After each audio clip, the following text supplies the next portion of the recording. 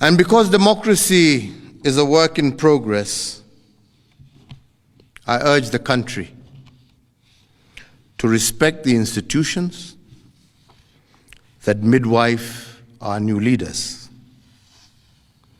And in doing so, I also urge citizens to constantly put them under scrutiny. Fellow Kenyans, on the 9th of August of 2022, Kenyans participated in an election that ushered in new leaders at all levels of our governance realm. Following a dispute in the presidential election, a petition was filed in our Supreme Court for determination of validity of the results, and the Supreme Court has today pronounced itself on this matter. When I was sworn in as your president, I made a pledge to the country, a pledge to uphold the rule of law and the decisions made by the judiciary on all matters appertaining to our governance. Today, the Supreme Court made a ruling on the presidential dispute,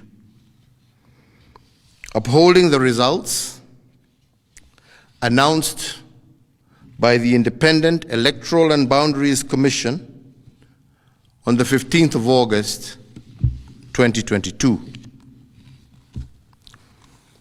And in keeping to the pledge that I made to uphold the rule of law when I took the oath of office, I commit to executing the orders of this court to the letter. The process of handing over is in progress through the Assumption of Office Committee, which actually has already begun its work as of August 10th, 2022. And indeed, it is my intention to oversee a smooth transition to the next administration, and all the necessary orders to facilitate this process have already been issued.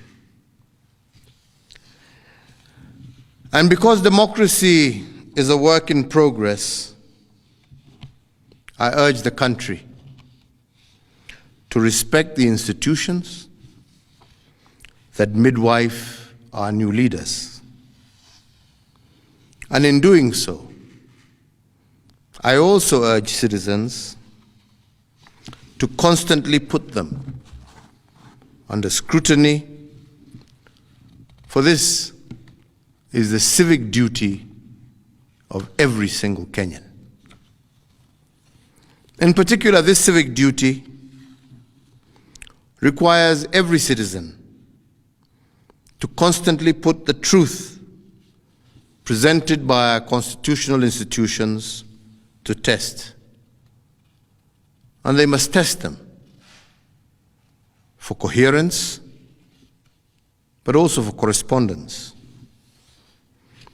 They must constantly scrutinize the coherence of the truth given by these institutions, and to ask themselves whether the truth has been coherent from one election to another. Has there been a consistent pattern that is acceptable to our democratic ethos? We must ask ourselves, is it about numbers, or is it about process? Which of these two is it?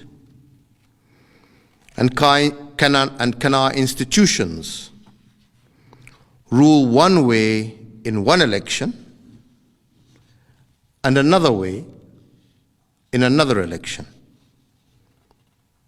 without scrutiny? I do invite you, Kenyans, to keep vigil and indeed to hold all institutions to account.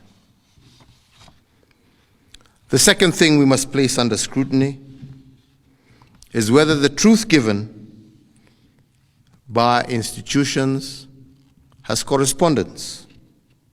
That is, do the truths given by our institutions correspond with what is observable by the citizen?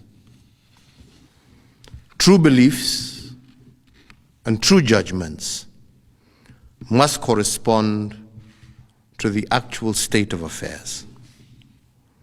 But do our constitutional institutions meet this threshold? While we must appreciate these institutions, we must also hold them to account at every juncture. And their truth has to be consistent and coherent. This is the only way we will build our democracy. I want to take this opportunity to thank every single Kenyan for holding a peaceful election. And for this, I want to thank God, and I want to thank our political parties, but I also want to thank every single individual Kenyan for bringing us thus far. I want to wish well all who have won as they guide our country into the future. And I thank you all for the opportunity to serve, and I say, may God bless you all, and may God bless this great Republic of Kenya. Asante.